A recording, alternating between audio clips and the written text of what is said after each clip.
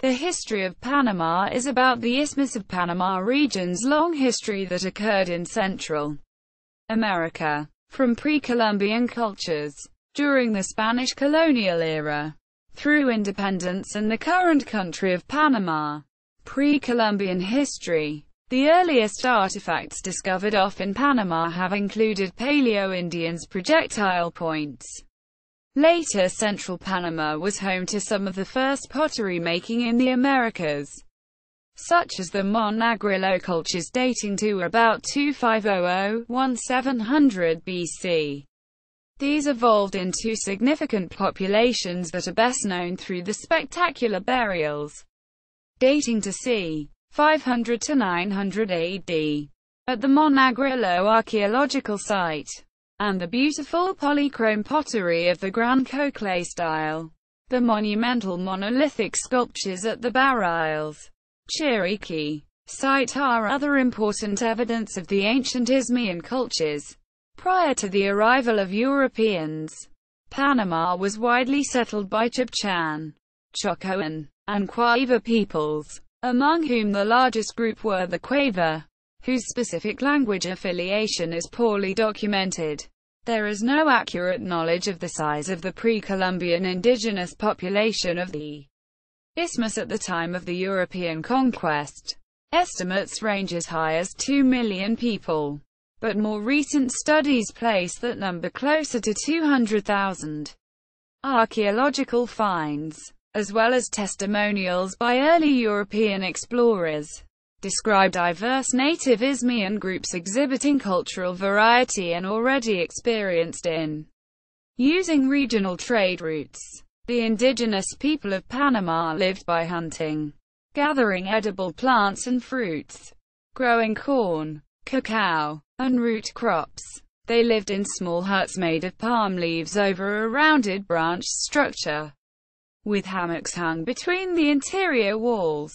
Spanish colonial period. In 1501, Rodrigo de Bastidas was the first European to explore the Isthmus of Panama, sailing along the eastern coast. A year later, Christopher Columbus, on his fourth voyage, sailing south and eastward from Upper Central America, explored Bocas del Toro, Veragua, the Chagres River and Portobello, Beautiful Port, which he named. Soon Spanish expeditions would converge upon Tierra Firma, also Tierra Firma, Spanish from the Latin terra firma, dry land, or mainland, which served in Spanish colonial times as the name for the Isthmus of Panama.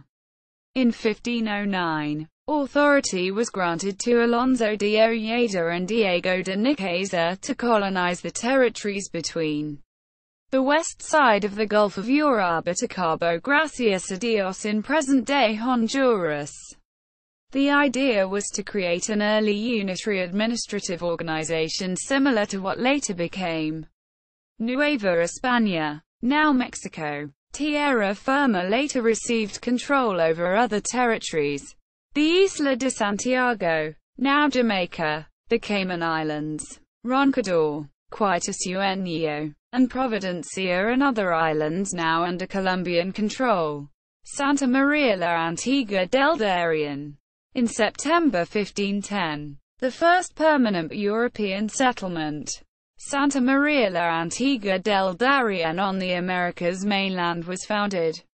Vasco Núñez de Balboa and Martin Fernández de Enciso agreed on the site near the mouth of the Tarana River on the Atlantic. Balboa maneuvered and was appointed mayor on the first official Cabildo Abierto municipal council, held on the mainland. On August 28, 1513, the Santa Maria de la Antigua del Darien mission was erected with Fray Juan de Quevedo as the first Catholic bishop in the continental Americas. Balboa expedition. On September 25, 1513, the Balboa expedition verified claims by indigenous people that the Panama Isthmus had another coast to the southwest along another ocean. Balboa was the first known European to see the Pacific Ocean, which he named the South Sea. The fantastic descriptions of the isthmus by Balboa as well as by Columbus and other explorers, impressed Ferdinand II of Aragon and Castilla, who named the territory Castilla Aurifica, or Castilla del Oro, Golden Castile. He assigned Pedro Arias de Villa, Pedrarias de Villa, as royal governor. Pedrarias arrived in June 1514 with a 22-vessel, 1,500-men armada. De Villa was a veteran soldier who had served in the wars against the Moors at Granada and in North Africa. Colonization. On August 15, 1519, Pedrarias, having abandoned Santa Maria la Antigua del Darien, moved the capital of Castilla del Oro with all its organizational institutions to the Pacific Ocean's coast and founded Nuestra Señora de la Asunción de Panama, present-day Panama City, the first European settlement on the shores of the Pacific. Governor Pedrarias sent Gil González de Villa to explore northward, and in 1524 Francisco Hernández de Córdoba to settle that region. Present-day Nicaragua. Pedrarias was a party to the agreement authorizing the expedition by conquistadors Francisco Pizarro and Diego de Almagro that brought the European discovery and conquest of the Inca Empire. Present-day Peru. In 1526, Pedrarias was superseded as governor of Panama by Pedro de los Rios, and retired to León in Nicaragua, where he was named its new governor on July 1, 1527. Here he died on March 6, 1531, aged 63. Panama was part of the Spanish Empire for over 300 years, 1513 to 1821, and its fate changed with the geopolitical importance of the isthmus to the Spanish crown. In the 16th and 17th centuries, at the height of the empire, no other region would prove of more strategic and economic importance. Governor Pedrarias began building intercontinental and transisthmian portage routes, such as the Camino Real and Camino de Cruces, linking Panama City and the Pacific with Nombre de Dios, and later with Portobello and the Atlantic, making possible the establishment of a transatlantic system of treasure fleets and trade.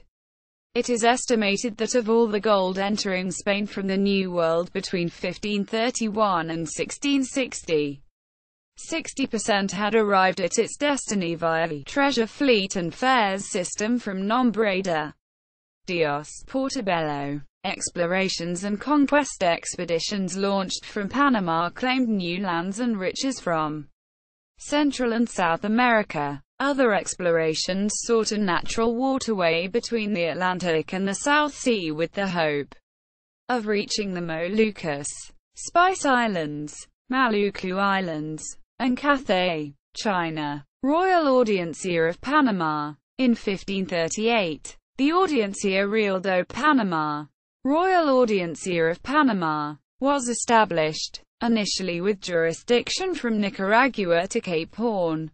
An Audiencia Real, Royal Audiencia, was a judicial district that functioned as an appellate court.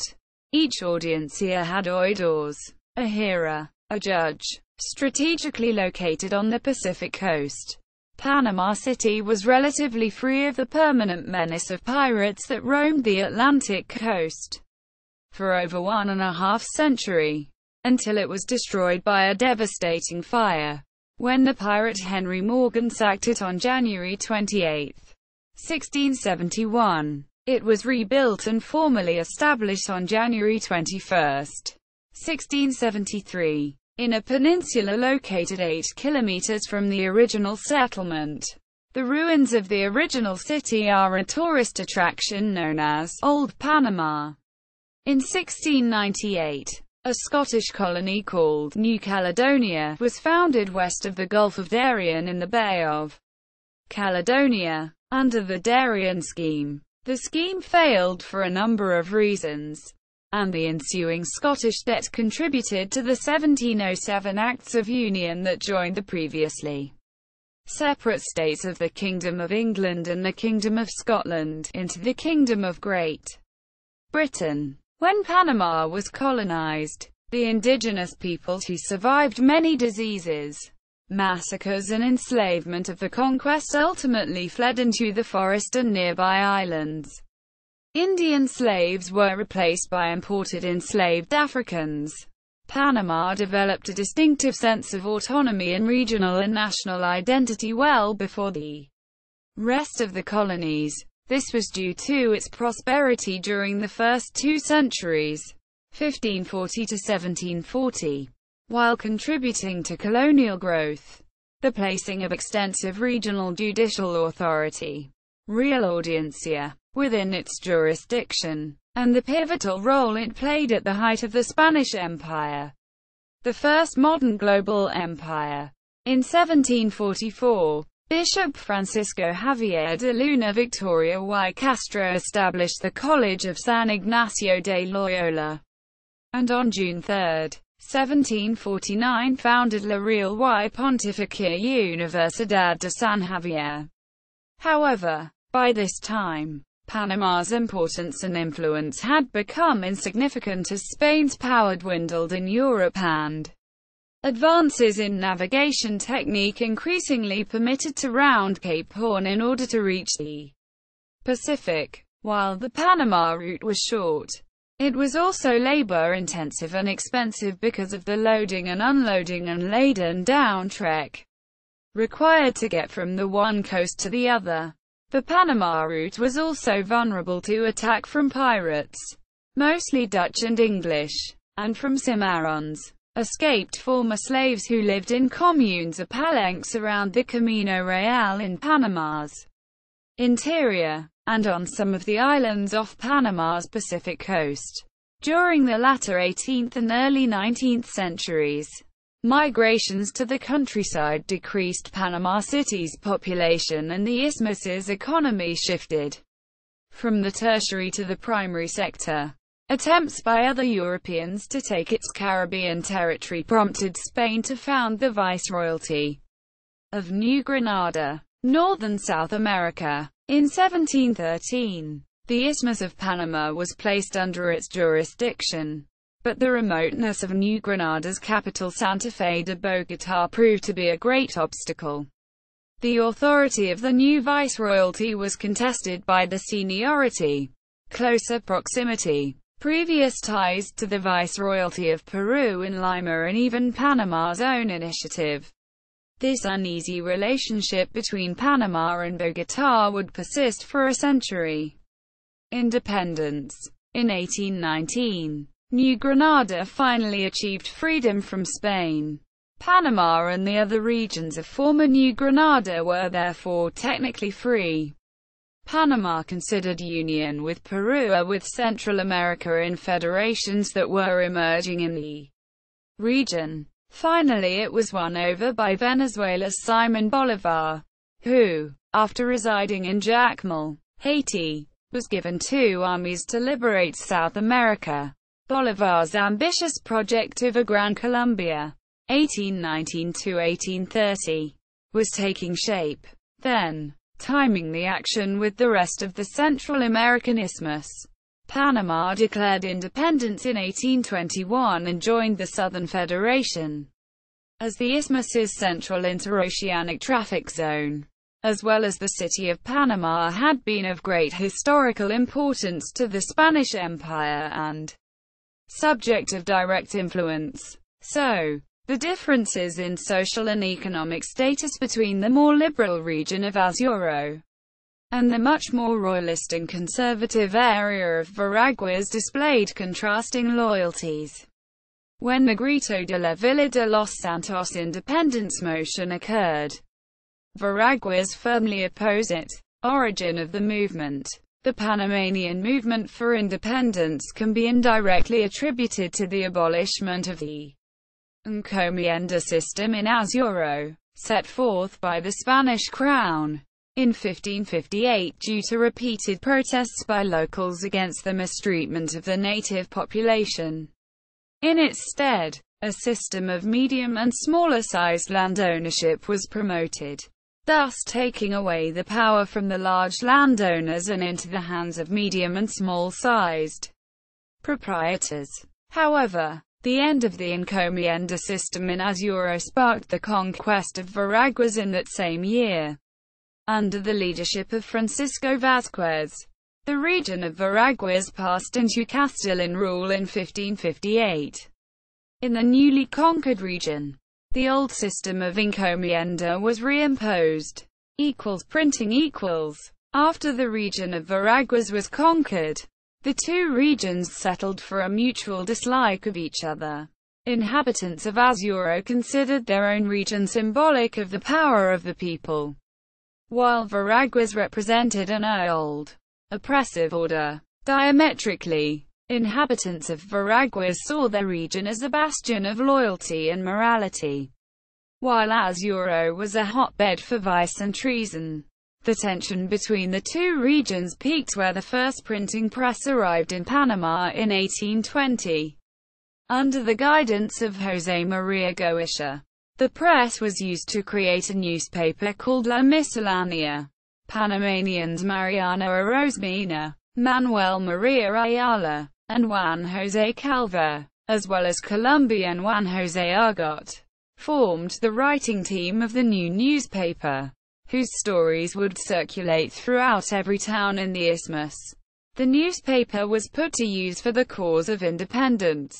It circulated stories expounding the virtues of liberty, independence, and the teachings of the French Revolution, as well as stories of the great battles of Bolivar, the emancipation of the United States from their British masters, and the greatness of men such as Santander, José Martí, and other such messengers of freedom. Due to the narrow area of circulation, those in the capital were able to transmit these intoxicating ideals to other such separatists, such as those in Azuro. In Veraguas, however, there remained a strict sense of submission to the Spanish crown. José de Fábrega, on November 10, 1821, in an event called Grito de la Villa de los Santos, the residents of Azuro declared their separation from the Spanish Empire. In Veraguas and Panama City, this act was met with disdain, but of differing degrees. To Veraguas, it was the ultimate act of treason, while in the capital, it was seen as inefficient and irregular, and it forced them to accelerate their plans. The Grito event shook the Isthmus to the core. It was a sign, on the part of the Azuro residents, of their antagonism to the independence movement in the capital, who in turn regarded the Azuran movement with contempt, as they believed that Azurans fought against their right to rule. Once the peninsulars, peninsula-born, were long gone, the Grito was an incredibly brave move by Azuro, which feared quick retaliation by staunch loyalist Colonel José de Fábrega, who had controlled the Isthmus's military supplies. However, separatists in the capital had converted Fábrega to separatism by this gradual process had begun when Fábrega was left in charge by the former Governor-General, Juan de la Cruz Mergen, who had left the Isthmus on a campaign in Quito in October 1821. Thus, soon after the separatist declaration of Los Santos, Fábrega convened every organization in the capital with separatist interests and formally declared the city's support for independence. No military repercussions occurred due to the skillful bribing of royalist troops. Having sealed the fate of the Spanish crown's rule in Panama with his defection, José de Fábrega now collaborated with the separatists in the capital to bring about a national assembly, where the fate of the country would be decided. Every region in Panama attended the assembly, including the former loyalist region of Veraguas, which was eventually convinced to join the revolution, due to the sheer fact that nothing more could be done for the royalist presence in Panama. Thus, on November 28, 1821, the National Assembly was convened and Independence Act of Panama was officially declared. Through Fábrega, who was invested with the title of head of state of Panama, that the Isthmus of Panama had severed its ties with the Spanish Empire and its decision to join New Granada and Venezuela in Bolivar's recently founded Republic of Colombia. After the act, Fabregat wrote to Bolivar of the event, saying, "Exalted Sir, I have the pleasure to communicate to Your Excellency the praiseworthy news of the Isthmus's decision of independence from Spanish dominion. The town of Los Santos, to the comprehension of this province, was the first town to pronounce with enthusiasm the sacred name of liberty, and immediately almost every other town imitated their glorious example. Inasmuch as I am concerned, most excellent Sir, the effusion of my gratitude is inexplicable, at having had the unique satisfaction capable of filling the human heart, as is to deserve the public confidence in circumstances so critical to govern the independent Isthmus, and I can only correspond to such high distinction with the sacrifices I am willing to make, since I devoted myself, as it wished, to the mother country that has seen me be born and to who I owe all that I own." Bolivar, in turn, replied, "It is not possible to me to express the feeling of joy and admiration that I have experimented to the knowledge that Panama, the center of the universe, is segregated by itself and freed by its own virtue.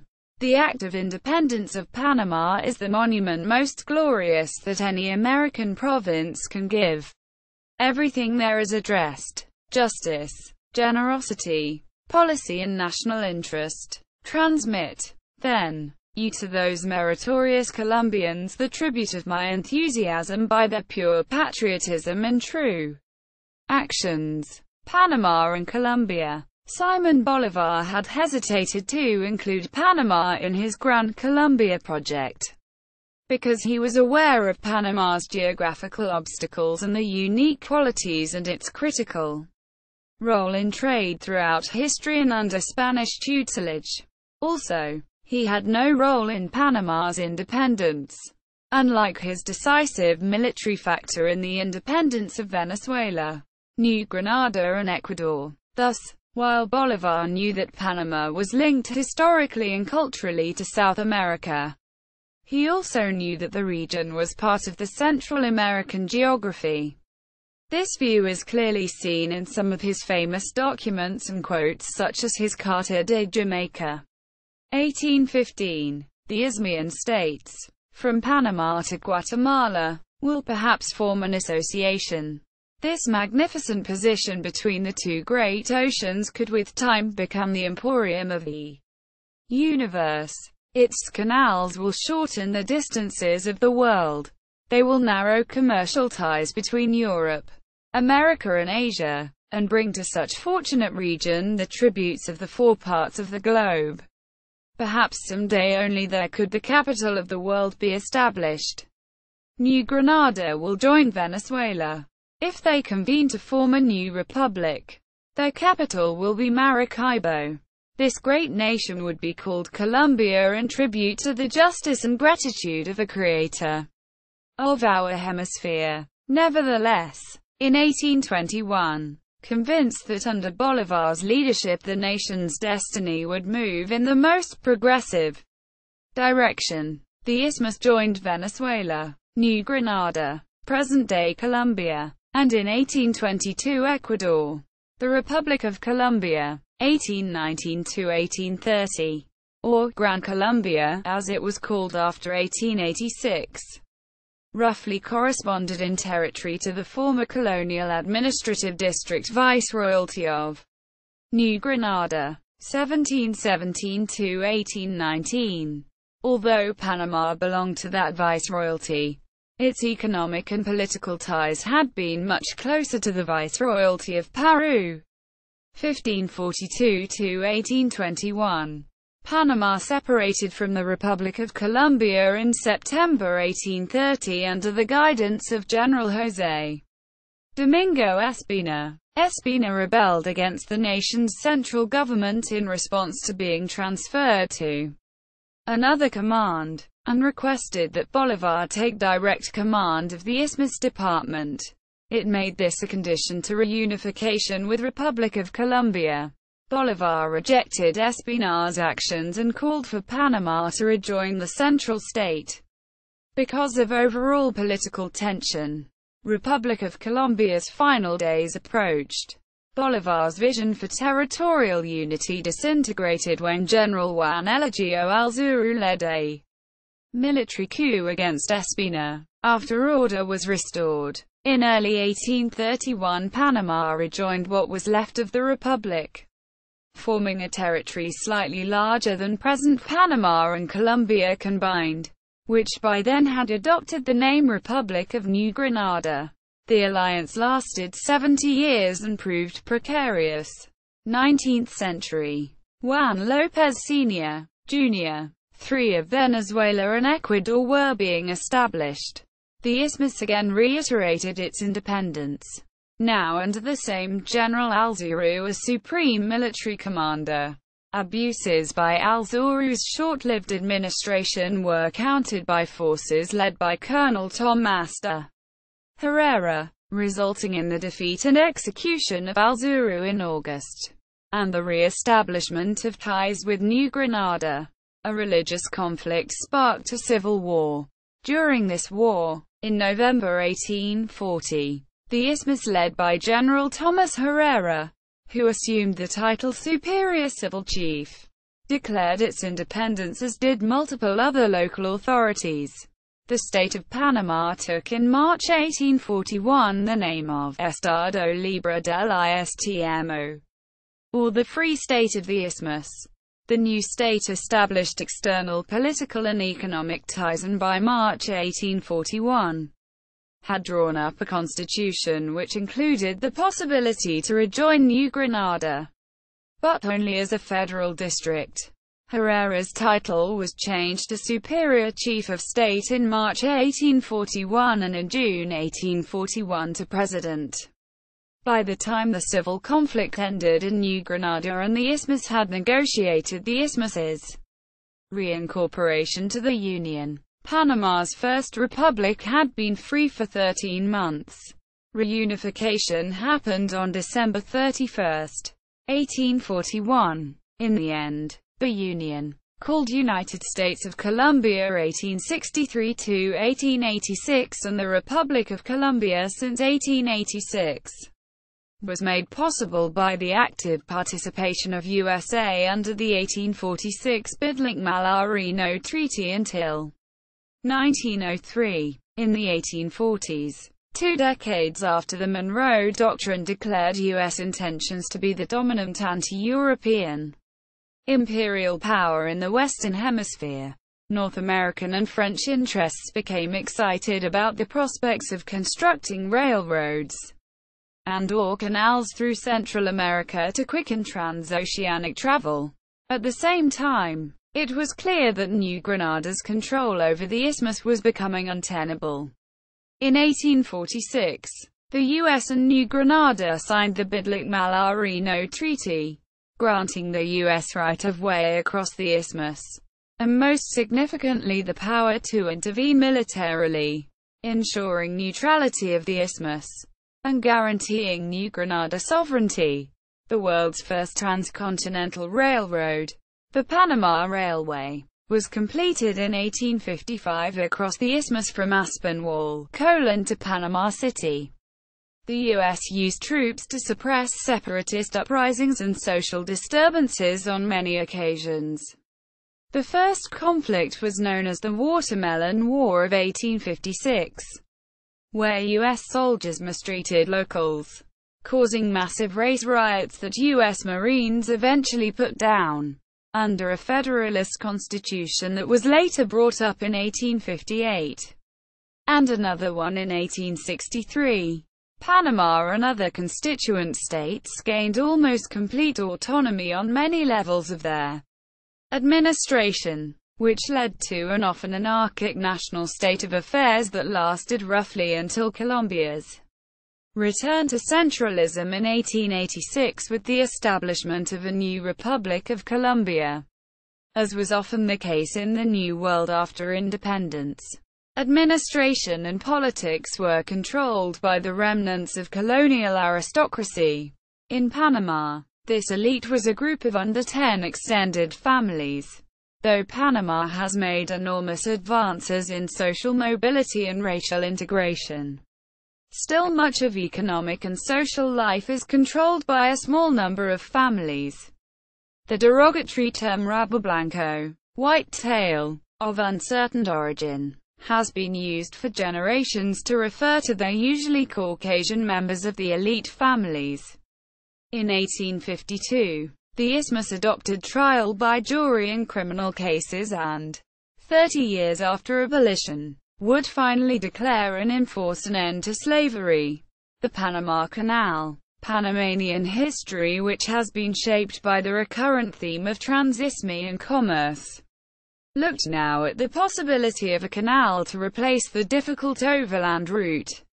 In 1519, the Spanish crown built a cobbled track joined the oceans, and by 1534, the Chagres River was dredged, facilitating traffic for two-thirds of the way. French start. From 1882, Ferdinand de Lesseps started work on a canal. By 1889, with engineering challenges caused by frequent landslides, slippage of equipment and mud, plus disease, the effort failed in bankruptcy.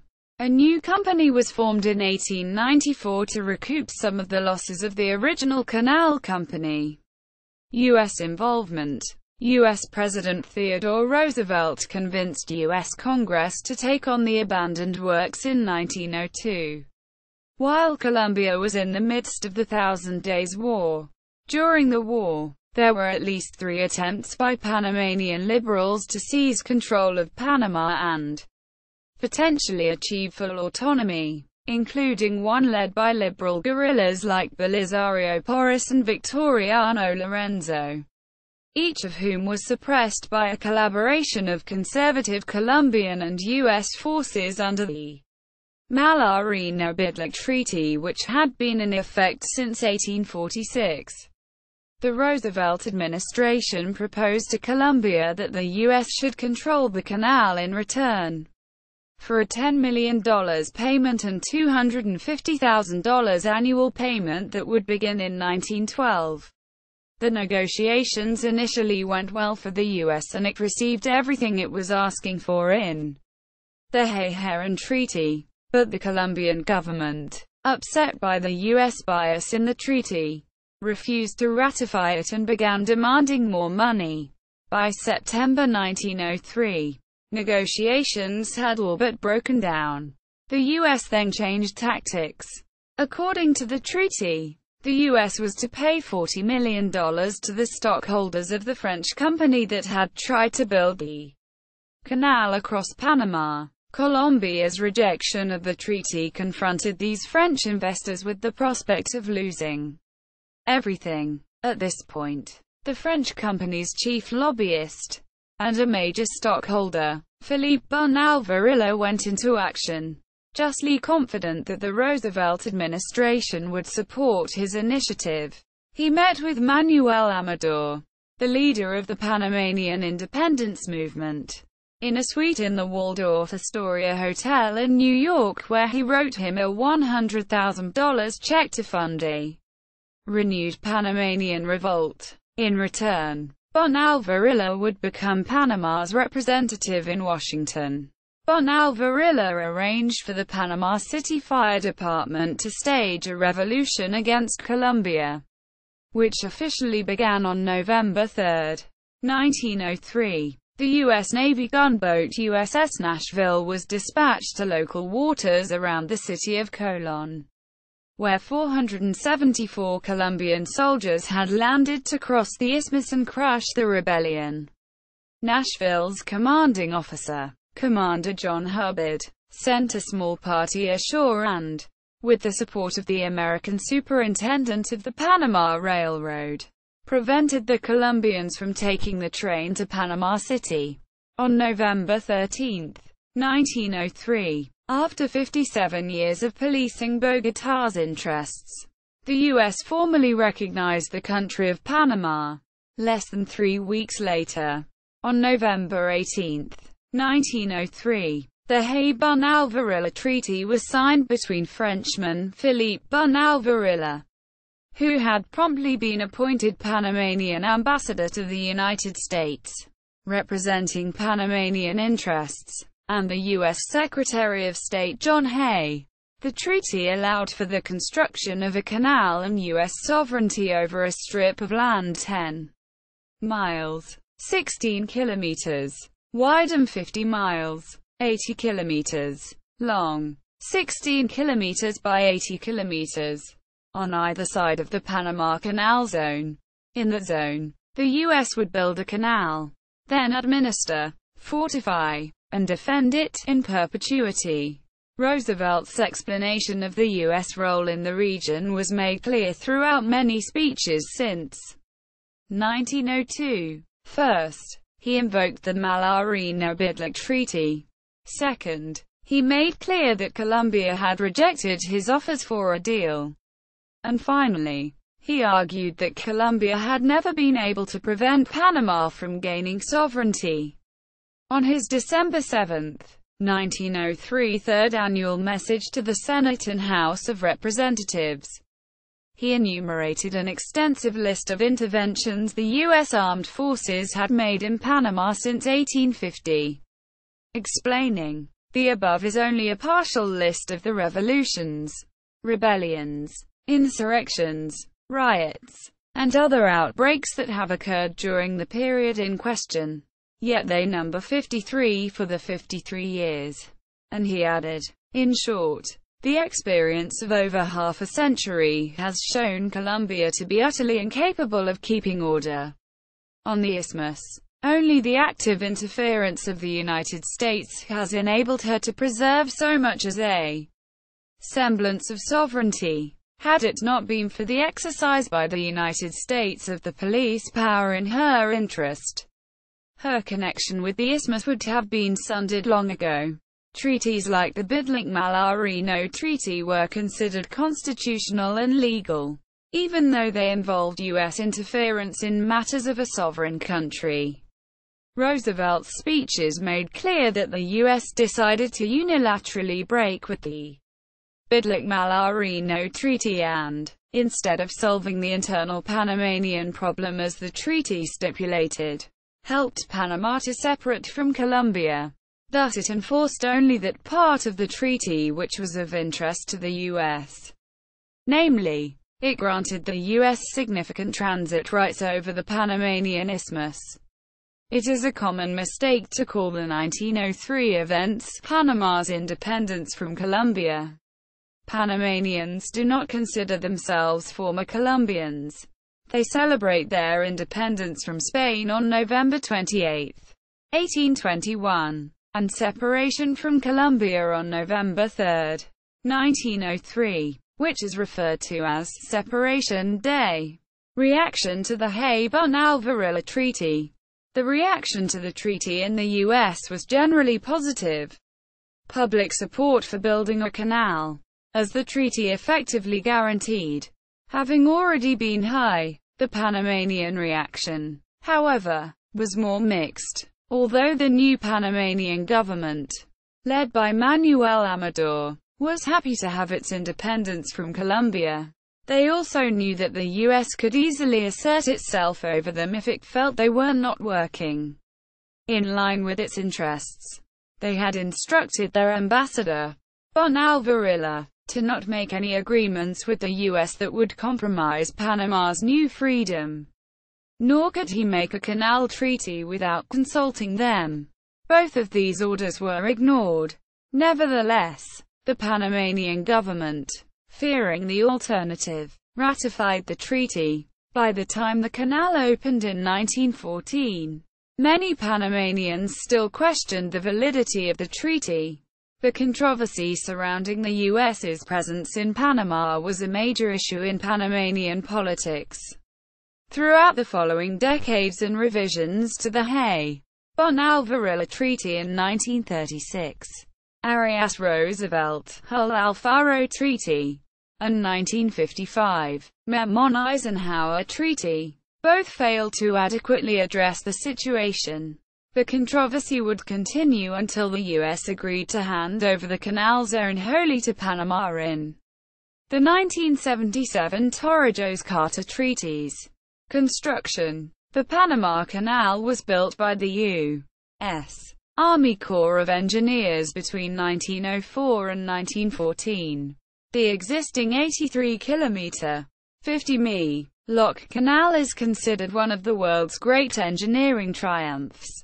On January 5, 1909, the government of Rafael Reyes in Colombia signed and presented to its Congress a treaty that would officially recognize the loss of its former province.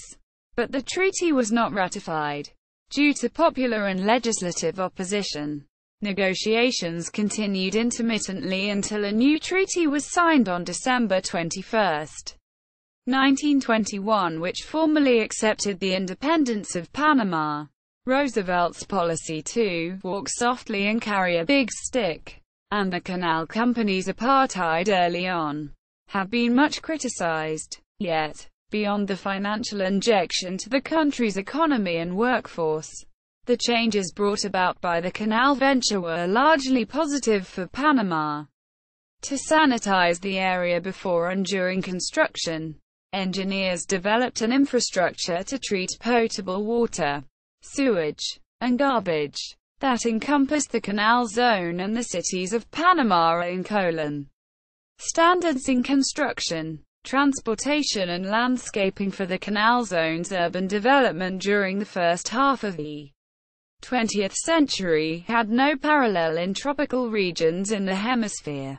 Dr. William Gorgas used techniques pioneered by Cuban physician Carlos Finley to rid the area of yellow fever between 1902 and 1905.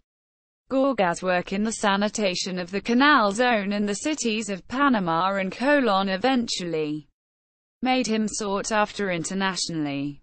The Panama Canal, the area supporting the canal, and remaining U.S. military bases were turned over to Panama on December 31, 1999 in accordance with the Torrijos-Carter Treaties.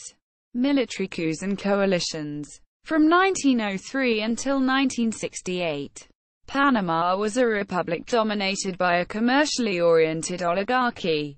During the 1950s, the Panamanian military began to challenge the oligarchy's political hegemony.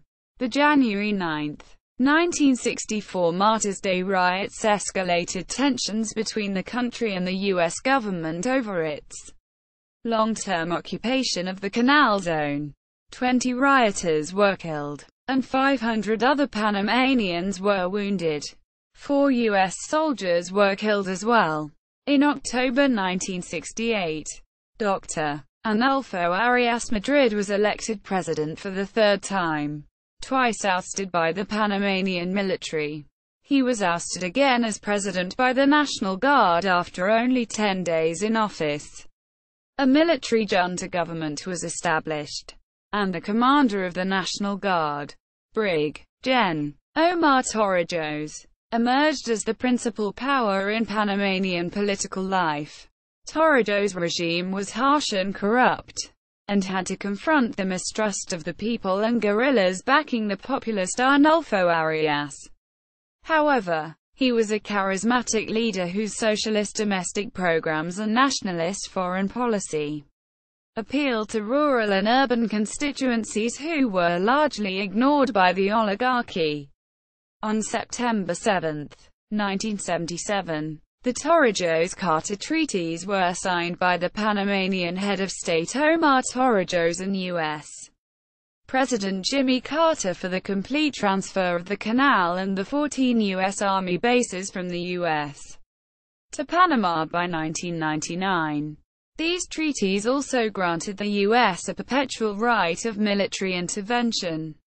Certain portions of the zone and increasing responsibility over the canal were turned over in the intervening years. Manuel Noriega regime, 1983 to 1989. Torrijos died in a mysterious plane crash on August 1, 1981. The circumstances of his death generated charges and speculation that he was assassinated. Torrijos' death changed the tone but not the direction of Panama's political evolution. Despite constitutional amendments in 1983, which appeared to prescribe a political role for the military, the Panama Defense Forces (PDF) continued to dominate political life behind a facade of civilian government. By then, General Manuel Noriega was firmly in control of both the PDF and the civilian government, and had created the Dignity Battalions to help suppress opposition. Despite undercover collaboration with U.S. President Ronald Reagan on his Contra war in Nicaragua, including the infamous Iran-Contra affair, to deliver arms and drugs by airplane, relations between the United States and Panama worsened in the 1980s. In response to a domestic political crisis and an attack on the U.S. Embassy, the U.S. froze economic and military aid to Panama in the summer of 1987. Tensions sharpened in February 1988 when Noriega was indicted in U.S. courts for drug trafficking. In April 1988, Reagan invoked the International Emergency Economic Powers Act, freezing Panamanian government assets in the U.S. banks, withholding fees for using the canal, and prohibiting payments by U.S. agencies, firms, and individuals to the Noriega regime. The country went into turmoil. National elections of May 1989 were marred by accusations of fraud from both sides. Panamanian authorities arrested American Kurt Muse, who had set up an installation to jam Panamanian radio and broadcast phony election returns. However, the election proceeded and Guillermo Endara won by a margin of over 3-1 over Noriega. The Noriega regime promptly annulled the election, citing massive U.S. interference, and embarked on new repression. Foreign observers, including the Catholic Church and Jimmy Carter, certified Endara's electoral victory despite widespread attempts at fraud by the regime. At the request of the U.S., the Organization of American States convened a meeting of foreign ministers but was unable to obtain Noriega's departure. The U.S. began sending thousands of troops to bases in the Canal Zone. Panamanian authorities alleged that U.S. troops left their bases and illegally stopped and searched vehicles in Panama. An American Marine got lost in the former French quarter of Panama City, ran a roadblock, and was killed by Panamanian police, which was a part of the Panamanian military. U.S. invasion. 1989. By autumn 1989 the regime was barely clinging to power. On December 20, U.S. troops began an invasion of Panama. They achieved their objectives and began withdrawal on December 27. The U.S. was obligated to return control of the canal to Panama on January 1 due to a treaty signed decades before. Endara was sworn in as president at a U.S. military base on the day of the invasion. Noriega is now serving a 40-year sentence for drug trafficking. Estimates of the loss of Panamanian life vary between 500 and 7,000. There are also claims that U.S. troops buried many corpses in mass graves, which have not been found, or threw them in the sea. Much of the Carrillo neighborhood was destroyed by fire soon after the start of the invasion, due to the testing of incendiary devices by the U.S. military, and deliberate burning by fleeing Panamanian government members. After the invasion, U.S. President George H.W. Bush announced $1 billion in aid to Panama. Critics argue that about half of the aid was a gift from American taxpayers to American businesses, because $400 million consisted of incentives for U.S. business to export products to Panama. $150 million was to pay off bank loans and $65 million went to private sector loans and guarantees to U.S. investors. After Noriega, 1989 present. In the morning of December 20, 1989, hours after the invasion started, the presumptive winner of the May 1989 election, Guillermo Endara, was sworn in as President of Panama at a U.S. military installation in the Canal Zone. On December 27, Panama's electoral tribunal invalidated the Noriega regime's annulment of the May 1989 election, and confirmed the victory of opposition candidates for President Endara, and Vice Presidents Guillermo Ford and Ricardo Arias Calderón.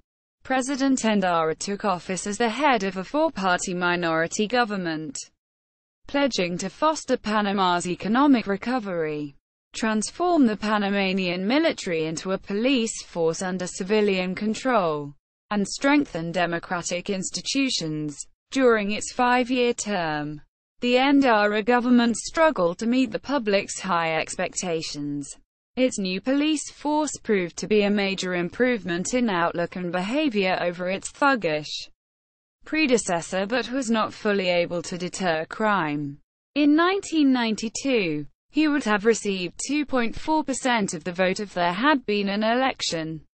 After an internationally monitored election campaign, Ernesto Pérez Valadez was sworn in as president on September 1, 1994. He ran as the candidate for a three-party coalition dominated by the Democratic Revolutionary Party, PRD, the erstwhile political arm of the military dictatorship during the Torrijos and Noriega years.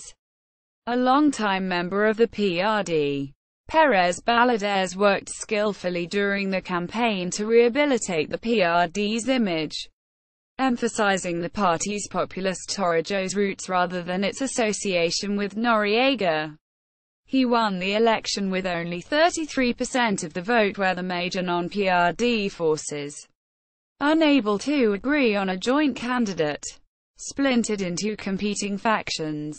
His administration carried out economic reforms and often worked closely with the U.S. on implementing the Canal Treaties. On May 2, 1999, Mireya Moscoso, the widow of former President Arnulfo Arias Madrid, defeated PRD candidate Martin Torrijos, son of the late dictator. The elections were considered free and fair. Moscoso took office on September 1, 1999. During her administration, Moscoso tried to strengthen social programs, especially for child and youth development, protection, and general welfare. Education programs have also been highlighted. More recently, Moscoso focused on bilateral and multilateral free trade initiatives with the hemisphere. Moscoso's administration successfully handled the Panama Canal transfer and has been effective in administering of the canal. Panama's official counter-narcotics cooperation has historically been excellent. For example, officials of the U.S. Drug Enforcement Administration praised the role of Manuel Noriega prior to his falling out with the U.S. over his own drug dealing.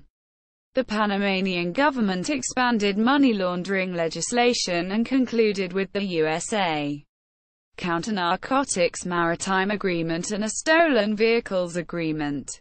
The Panamanian government has enforced intellectual property rights and concluded the very important bilateral investment treaty amendment with the U.S. and an agreement with the Overseas Private Investment Corporation, OPIC. The Moscoso administration was very supportive of the United States in combating international terrorism. In 2004, Martin Torrijos again ran for president and this time won handily. See also: List of heads of state of Panama, Politics of Panama, List of royal governors of Panama, Spanish colonization of the Americas, Theodore Roosevelt, Third Annual Message, December 7, 1903. Presidency. UCSB. Edu. Lina Vega Abad. Unbrindis por Panama la Vieja. 17 de agosto de 2003. La Prensa Web. Patricia Pizorno. Panama en la encrucijada del mundo. No. 116. Enero, Abril 2004. 93 to 116. TAREAS Web. Simon Bolivar. Carta de Jamaica. Contestación de un americano meridional a un caballero de esta isla. Kingston. September 6. 1815. Bolivar. Org. Sandra W. Meditz and Dennis M. Hanratty. Editors. Panama. A Country Study. Washington. GPO for the Library of Congress. 1987. C. Independence from Spain. 1. And the 1903 Treaty and Qualified Independence. 2. Bibliography. Alarcón Núñez. Oscar. Panama siempre fue de Panama. Planeta. 2003. Alberto Michael. La estructura del Estado Panameño y sus raíces históricas. Editorial Mariano Orozmena. INAC. 1998. Alfredo Castillo Calva. Conquista. Evangelización y Resistencia. INAC. Editorial Mariano Orozmena. 1995. Celestino Andrés Arlas y Patricia Pizorno. El Panamá Hispano. 1501–1821. Comisión Nacional del Bicentenario Encuentro de dos Mundos de España Diario La Prensa de Panamá. Panama 1991. Justo Orozmena. El Estado Federal de Panamá. Febrero 1855. Obras digitalizadas de la Biblioteca Nacional Ernesto Castillo A. 1999. María del Carmen Mena García. La Sociedad de Panamá en el siglo XVI. Artes Gráficas Padura. S. A. Sevilla 1984. Melinda. Gustavo A. Nelly Maldonado Melinda. 1999. Charles Edward Magoon. The Panama Years. Rio Piedras. Puerto Rico. Editorial Plaza Mayor. ISBN 1-56328-1554. OCLC 42,970,390. Melinda. Gustavo A. 1971. The United States in Panamanian Politics. The Intriguing Formative Years. Danville, Ill. Interstate Publishers. OCLC 138568. Harding, Robert C. The History of Panama. Greenwood Publishers. 2006. Sweetman, Jack. American Naval History. An Illustrated Chronology of the U.S. Navy and Marine Corps. 1775–present. 3rd edition. Naval Institute Press. 2002. World Statesman. Org. Panama. World Statesman. Org. Colombia and Panama. Skeptic Files. Org. The Historical Basis of Anti-U.S. Sentiment in Panama 1825–1985. A brief summary. My Panama Live. Panama Today.